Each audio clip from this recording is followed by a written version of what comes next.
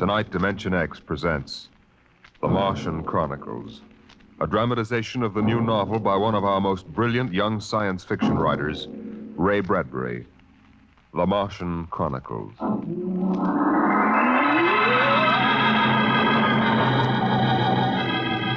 January in the year 1999. 1 minute it was Ohio winter with doors closed, the panes blind with frost, icicles fringing every roof, children skiing on snowy slopes. And then a long wave of warmth crossed the small town, a flooding sea of hot air. Bye, Mom. I'm going out. William McClellan, you come back here. You know you can't go out in winter without a coat. Do you want to catch your death of cold? But it isn't cold. It's warm outside. It's rocket summer. Rocket summer? You know, like Indian summer. The rocket lay on the launching field, blowing out pink clouds of fire and heat, cracking the icicles, melting the snow, making summer with every breath of its mighty exhausts. It seared the faces of the watching crowd and drove them back. And then they saw the red fire and heard the big sound as the silver rocket shot up toward Mars and left them behind on an ordinary Monday morning on the ordinary planet Earth.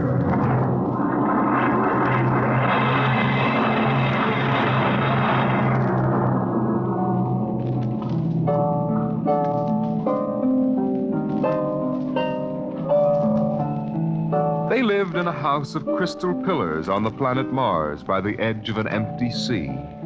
And every morning you could see Ila eating the golden fruits that grew from the crystal walls, or her husband sitting alone in his room reading from a singing metal book over which he brushed his hand as one might play a harp. Ila and her husband were not old. Once they had liked painting pictures with chemical fire, swimming in the canals when the wine trees filled them with green liquors, and talking into the dawn together. But no more. Marriage sometimes makes people old and familiar while still young, and Ila was not happy now. This morning she sat dreaming between the crystal pillars and wished that somehow a miracle might happen. And then suddenly... Ila, did you call? No. I thought I heard you cry out. Did I? I was almost asleep and had a dream. In the daytime? You don't often do that. Strange. How very strange. I dreamed about a man. A tall man. 6 feet tall. Oh, how absurd. He'd be a giant, a misshapen giant. I know. And yet somehow he looked quite handsome. He was dressed in a strange uniform. And he came down out of the sky in a long silver craft. Out of the sky? What nonsense. He spoke pleasantly to me in another language. But somehow I understood him with my mind. Telepathy, I suppose. Oh, really, Ila? And he said, I've come from the 3rd planet in my ship. My name is Nathaniel York. A stupid name. Whoever heard of a name like that? Perhaps they have names like that on Earth. That's ridiculous, Ila. Everyone knows the 3rd planet is incapable of supporting life. There's too much oxygen in their atmosphere. I suppose. But haven't you ever wondered if... Well, wouldn't it be fascinating if there were people there and they traveled through space in some sort of ship? Really, Ila? You know I hate this emotional wailing. Now, let's get on with our work.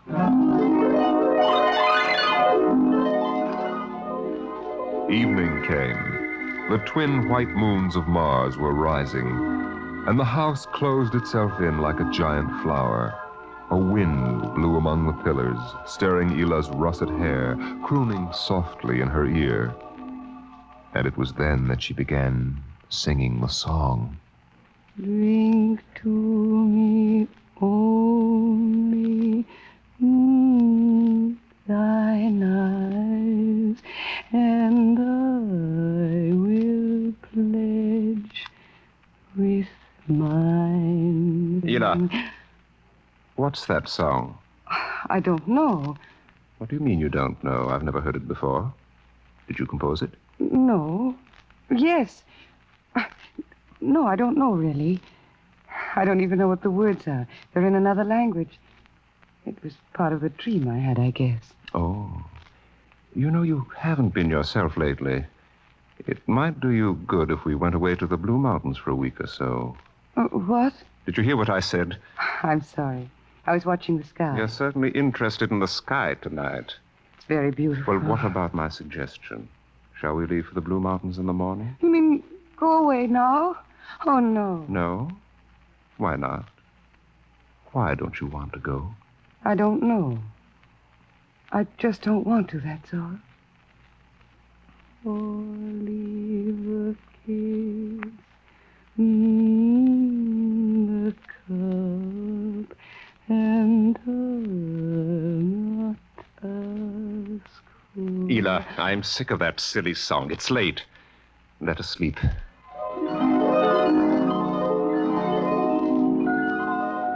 From the crystal walls poured a soft carpeting of mist to support Ela where she lay down to sleep. But through the night she tossed restlessly until just at dawn the dream recurred. Ela! Ela, wake up. What? Oh, what is it? You've been dreaming again. You talked in your sleep. Did I? Yes. What were you dreaming? The ship. It came from the sky again. And the tall man stepped out and talked with me, telling me little jokes and laughing. What else happened? And then this Captain York... Oh, I can't. It's all so silly. Tell me! He said I was beautiful. And then he kissed me. I thought so. What else?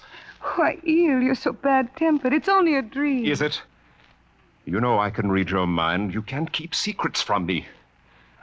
Well, all that happened was this Captain York told me... Well, he told me he'd take me away in his ship into the sky. Take me back to his planet with him. It's quite ridiculous, really. Ridiculous, is it? You should have heard yourself. Fawning on him, talking to him, singing with him all night. In your dream, he landed in Green Valley, didn't he? Please. And he told you he was coming today. Yes. But what's come over you? It was only a dream. You can't be jealous of that. No, I suppose not. Forgive me. I'm being childish. Eel, you're sick. You've been working too hard. No, I'm all right. But perhaps you're right.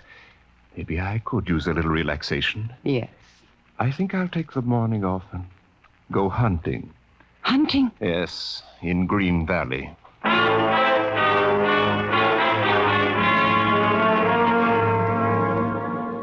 Numbly, she watched him go to a closet and draw forth an evil-looking weapon.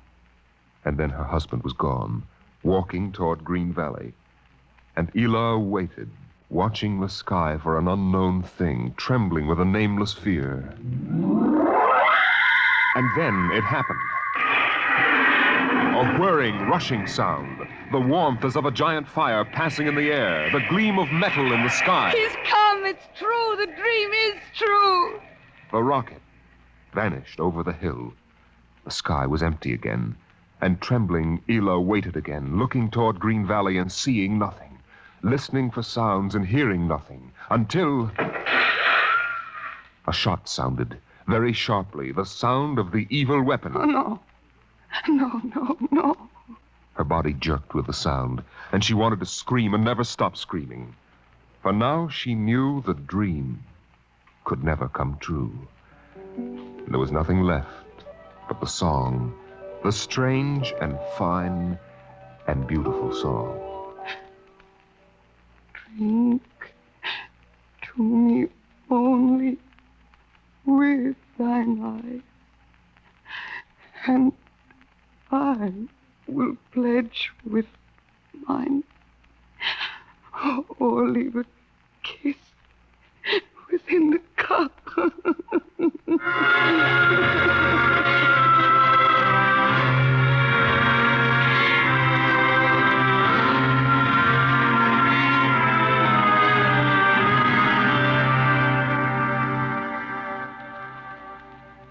But still the rockets came. The next ship came down from the stars and the black velocities and the silent gulfs of space. and landed by night near a Martian city. The men made their way to the outer rim of the dreaming city, and then Jeff Spender went in to reconnoiter while the others watched and waited for something to stir in the haunted city, some gray form to rise, some voice to break the unearthly stillness. Where were the people? Where were the Martians? Nothing stirred to disturb the silence until... Halt! Who goes there? Don't shoot! Hold it, Parker. It's Spender and his party. They're coming back. Captain Wildman! Over here. Well? Captain, we've searched the city. People were living here last week. People? Martians. Where are they now? Dead. Dead. What did they die of? You won't believe it, Captain. Chickenpox. Good Lord, no. Yes. No resistance to an Earth disease, I guess. So the other rocket did get through to Mars. It looks like it, Captain. God only knows what the Martians did to them. But at least we know what they did to the Martians. You mean they're all dead? Yes. This planet is through. Hey, you hear that, guys? We're safe. Break out a bottle, Cookie. Let's have a drink to celebrate. Stop it, Parkhill. Put down that bottle.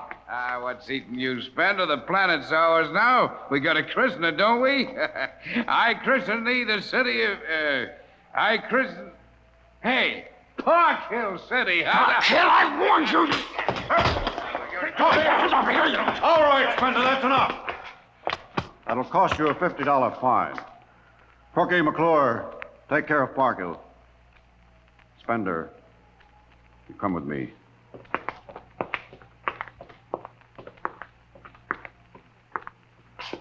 All right, Spender, why did you hit him? I don't know, Captain. I was ashamed, I guess. Ashamed of Sam Parkhill and the noise and the spectacle the whole crew is making. It's been a long trip. It's only natural they'd want to have their fling. Yes, but where's their sense of what's right? Their respect for what's happened here? Captain, a race builds itself for 1,000,000 years, refines itself, builds cities like this one, does everything it can to give itself respect and beauty, and then it dies. Of what? Not anything fine or majestic or fitting, but a dirty little thing like chickenpox.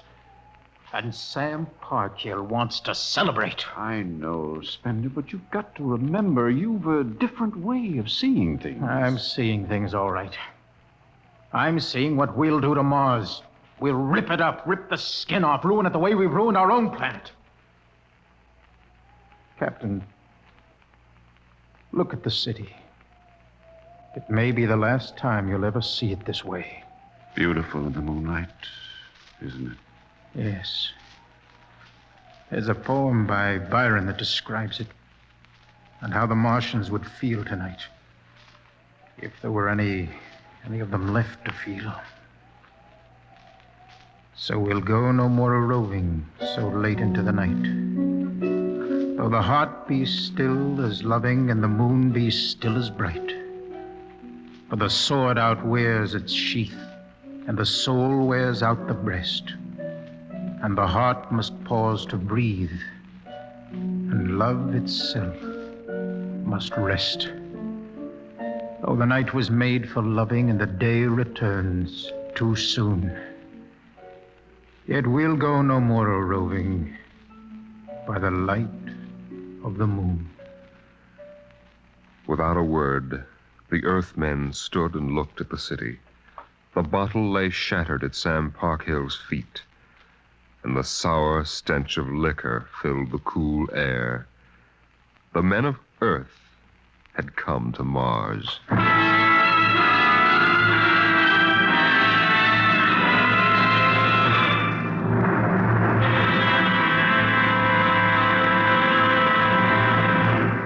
Dimension X will continue in just a moment.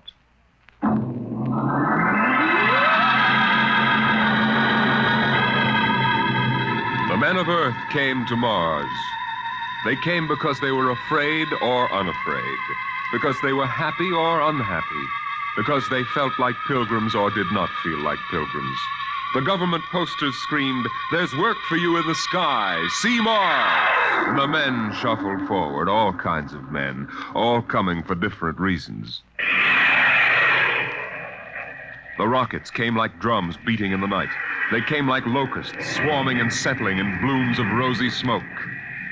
Mars was a distant shore, and the settlers spread upon it in waves. First the pioneers and builders, then the people of civilization. Some came because they were afraid of a coming war on Earth. Some came because they were afraid of nothing. Some came to escape from the smell of the subways and the cabbage tenements. And some came from houses like the one in Ohio. It was a good house, the house in Ohio, and for 6 years the family had lived there contentedly, enjoying music and poetry and the rich, warm things of life. For the house had been built to be lived in the year 2020. It contained all the latest automatic devices, from talking book recorders to singing clocks. 6 o'clock, 7 o'clock, time to rise, open your eyes. Tick tock, 7 o'clock, time to rise, open your eyes. As the family rose and dressed, the beds whirred electronically and made themselves. In the kitchen, the stove sighed and ejected from its warm interior 8 eggs, sunny side up, 12 bacon slices, 2 coffees, and 2 glasses of milk. 7, 9, breakfast time. Come and dine. 7, 9. Beside the breakfast table, the facsimile machine clacked and deposited the morning paper on the table. The headlines today spoke ominously of the danger of a coming war, and the man frowned as he read the news. Today is August 4th, 2026. Insurance, gas, and at-and-eat bills are due. And today, remember, the family has planned a picnic. Gee, Dad, are we really going? Sure, Timmy, why not? It's raining out. It's not raining where we're going, son. Now run upstairs, pack your fishing tackle. We're going on our picnic, all right. Okay, Dad. Bill, are you sure we ought to go? Yes. Have you seen the headlines this morning? Looks bad, doesn't it? Mm-hmm. The rocket's ready. All we have to do is pack and take off. I know, but, well, flying to Mars, it seems so crazy. Well, all right, then we'll go. Should we tell the children why we're going? No, not yet. Let them enjoy the picnic. The house went on with its appointed tasks. 9:15, time to clean. 9:15, time to clean. Out of the molding darted hundreds of tiny mechanical mice, all rubber and metal. They sucked up the dust and dirt in the house and popped back into their burrows. In the walls, relays clicked, memory tapes glided under electric eyes, recorded voices moved under steel needles. 12 o'clock, 2 o'clock, 4 o'clock, 6 o'clock, tick-tock, 8 o'clock. Evening came.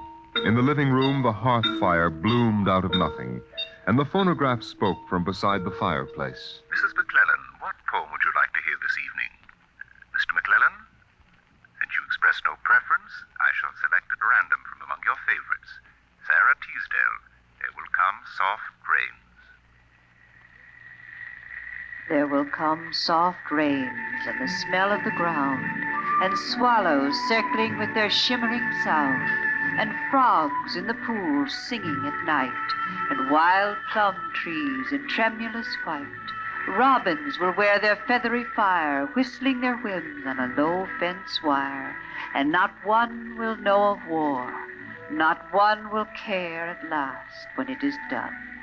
Not one would mind, neither bird nor tree, if mankind perished utterly. And spring herself, when she woke at dawn, would scarcely know that we were gone. The phonograph finished the poem, but there was no one there to hear, for the family had gone to Mars.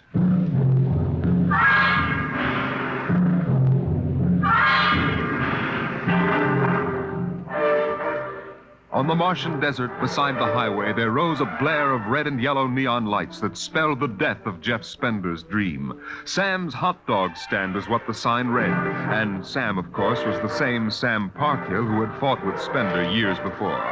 10,000 rockets were reported leaving soon for Mars, with 100,000 hungry customers. And Sam wanted to be ready for them. Hey, look up there, Elmer. Huh? See that green star up there? That's Earth. Good old wonderful Earth. Makes you feel almost reverent, don't it? Yeah. Send me you're hungry and you're starved. Something. That's a poem I learned at school. Come on, Earth, send me your rockets. Here's Sam Parkhill with the only hot dog stand on Mars. Sam, what if the rockets don't come? What if there's a war on Earth? Don't worry, they're coming all right. Ain't nothing gonna happen to spoil my plans, baby. I figured it all out. Sam! Hey, Sam, look up there! Earth! Oh, what? Oh, no. It's catching fire. It's burning. No, that can't be Earth. Elmer, they can't do this to me. I got all our money invested in this place. Go ahead, Sam. Switch on more lights. Turn up the music. Get the hot dogs on the fire. There'll be another batch of customers coming along in about 100 million years. Oh, no, it couldn't be. What a swell spot for a hot dog stand. Let you in on a little secret, Sam. This looks like it's going to be an off-season.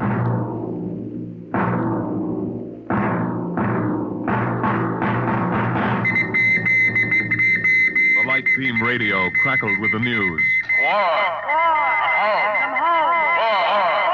By morning, the shelves of the luggage store were empty, and the rockets were blasting off, headed back to Earth.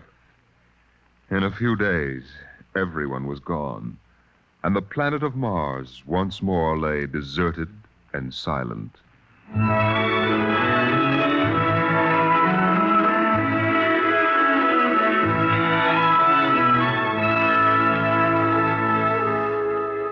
And then, after all the rest had gone, one last rocket landed on Mars.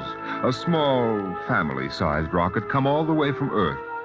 It seemed a long way to go for a picnic, but Dad had suggested a fishing trip, and Mother thought the whole family would enjoy a vacation. So here they were, floating down a Martian canal, with Timothy sitting in the back of the boat with Dad and Mother up front holding Alice the baby, and the deserted Martian towns drifting slowly by. Dad, What is it, Timmy? when do we see the Martians? You promised we would. Soon, Tim, soon. Oh, but William, the last Martians died out years ago. They're a dead race now. Not quite. Don't worry, son. I'll show you some real live Martians later on. Gee, this is swell. I wish we didn't ever have to go home. How long can we stay? 1,000,000 years. 1,000,000 years? Yes. It's time we told you, son. We're not going home. This is where we'll live from now on. But what about the rocket? What about Ohio? There's nothing there now but ruins. The last Earth radio just went off the air. That means the war is over and Earth is finished. We're going to blow up our rocket and start all over. See if we can't build a better world up here. You mean Mars is going to be our home? Yes. I hope you don't mind too much. No, sir. But what about the Martians? When do we get to see them? There they are, son. Look down at the water. I don't see anything there. Beside the boat. Look at the reflections in the water. But that's us down there. Just you and me and Mom and the baby. Yes, son. You see, we're the Martians now. For a long, silent moment, Timmy stared down at the reflections of the family in the waters, and the Martian stared back up at him. Then he lifted his eyes to the deep ocean sky, trying once more to see Earth and the house he had always called home. But Earth was too far away, and the house was now only a heap of radioactive rubble. Only one wall remained standing, and within the wall a voice spoke again and again and again. Not one would mind, neither bird nor tree, if mankind perished utterly, and spring herself, when she woke at dawn, would scarcely know that we were gone, that we were gone, that we were gone, that we were gone, that we were gone, Today is that we October were 5th, gone. 2026. Today is October 5th, 2026.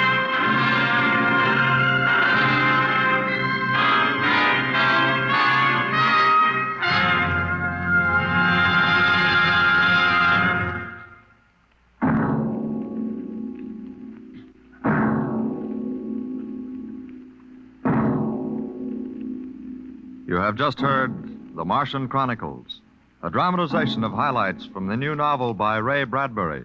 Your narrator was Norman Rose, and featured in the cast were Inga Adams, Roger DeKoven, and Donald Buca. Music by Albert Berman, engineer Bill Chambers. Dimension X is produced by Van Woodward and directed by Jack Cuney. In a moment, we'll tell you about next week's show. Next week, the strange and chilling story of The Parade. The parade that suddenly turned into a funeral procession for the world of tomorrow. The world of... Dimension X.